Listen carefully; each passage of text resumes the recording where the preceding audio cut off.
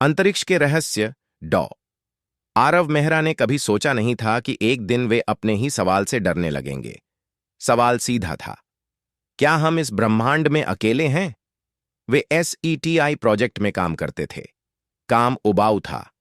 दिन रात radio telescope से आने वाले सिग्नल्स देखना और हर बार यही साबित करना कि वे कुछ नहीं हैं।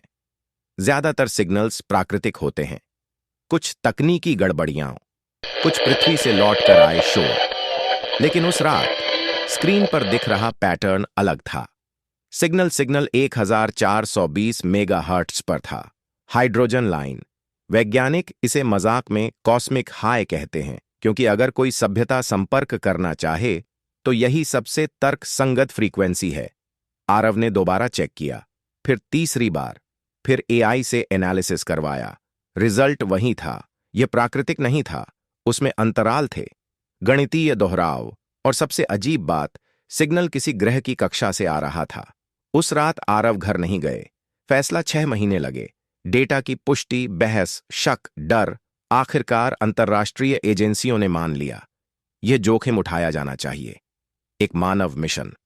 नाम रखा गया अनंत। कोई प्रचार नहीं, कोई भाषण नहीं, क्योंकि सब जानते थे यह मिशन वापसी का वादा नहीं करता। यात्रा, इंटरस्टेलर यात्रा वैसी नहीं होती जैसी फिल्मों में दिखती है।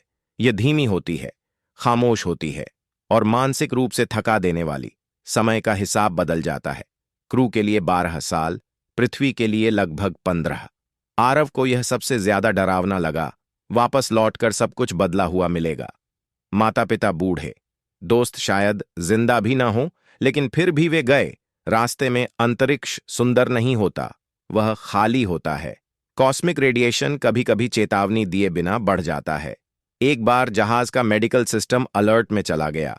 DNA डैमेज का खतरा। कोई चिल्लाया नहीं, कोई हीरो बनने की कोशिश नहीं की। सब चुप रहे, क्योंकि डर को यहां आवाज देने से कुछ बदलता नहीं।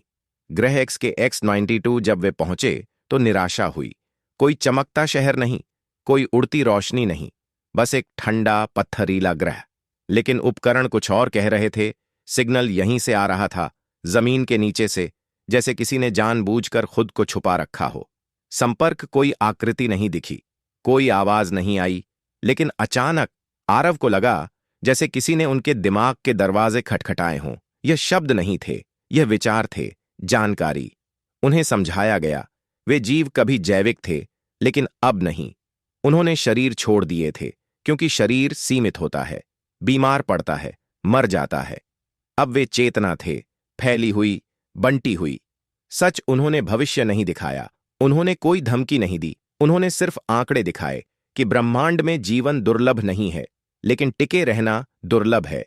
अधिकतर सभ्यताएं तकनीक से आगे निकल जाती हैं, लेकिन समझ से नहीं, और वही उन्हें खत्म कर देता है।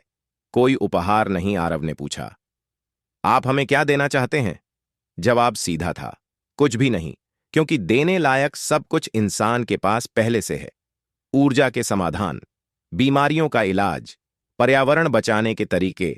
समस्या ज्ञान की कमी नहीं, इच्छा की कमी है। वापसी जब वे लौटे तो पृथ्वी बदली हुई थी। नई सरकारें, नए झगड़े, नए डर। आरव बूढ़े हो चुके थे। उन्होंने कोई सनसनीखेज प्रेस कॉन्फ्रेंस नहीं की। उन्होंने बस डेटा सार्वजनिक कर दिया और एक वाक्य कहा, हम अकेले नहीं हैं। लेकिन यह सबसे जरूरी बात नहीं है।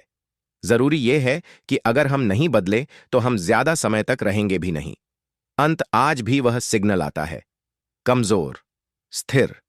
कोई बुलावा नहीं, कोई आदेश नहीं, बस एक याद दिलाने वाली मौजूदगी कि ब्रह्मांड हमें देख रहा है और इंतजार कर रहा है कि हम समझदार बनते हैं या नहीं।